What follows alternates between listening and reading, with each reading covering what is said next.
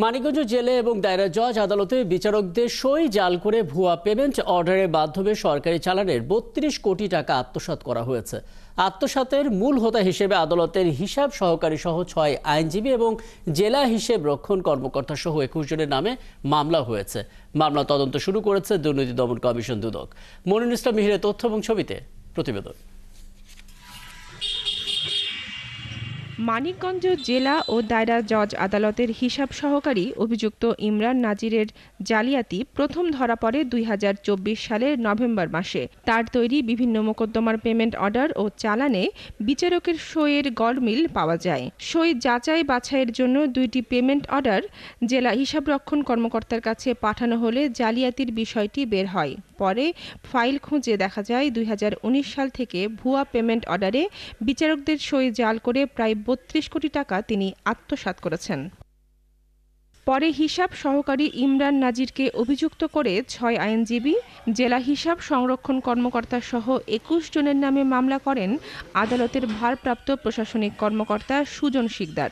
ওর বিরুদ্ধে বিভাগীয় ব্যবস্থা হয়েছে এবং একটা পিটিশন মামলা দায়ের হয়েছে, যেটা বর্তমানে দুদক অফিসে দুর্নীতি দমন দুদক ঢাকাতে। আসামি ইমরান নাজির সহ ২১ জন আসামি আছেন এখানে। ২১ জন আসামির মধ্যে স্পেসিফিক্যালি আমাদের ৬ জন আইনজীবী আছেন এবং এজি অফিসের কয়েকজন যুক্ত আছেন এখানে। আসলে এটা তদন্তাধীন, আমরা স্পেসিফিক্যালি বলতে পারছি না, বাট অ্যালিগেশন এটা। দুর্নীতিতে অভিযুক্ত জেলা হিসাব সংরক্ষণ কর্মকর্তা এ নিয়ে কোনো মন্তব্য করেননি। আপনারা কি যে অভিযোগটা আসছে সেটা কি স্বীকার করে নিচ্ছেন? কথা বলতে চাচ্ছেন না, আর কোনো মন্তব্য করবেন না এই বিষয়ে। এরই মধ্যে সাময়িক বরখাস্ত হয়েছেন ইমরান নাজির।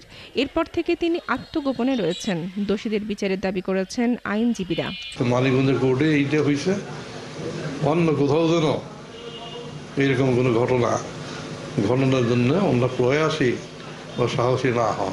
টাকা লোপাট করার পিছনে যারা সম্পৃক্ত, সুষ্ঠু তদন্তের মাধ্যমে তাদের প্রত্যেককে খুঁজে বের করে তাদের আইনের আওতায় অবশ্যই আনতে হবে। দুর্নীতি দমন আইন, মানি লন্ডারিং ও দণ্ডবিধি বেশ কয়েকটি ধারায় মামলাটি দায়ের হয়েছে। মামলাটি তদন্ত করছে দুর্নীতি দমন কমিশন। বনশ্রী হালদার, ৭১।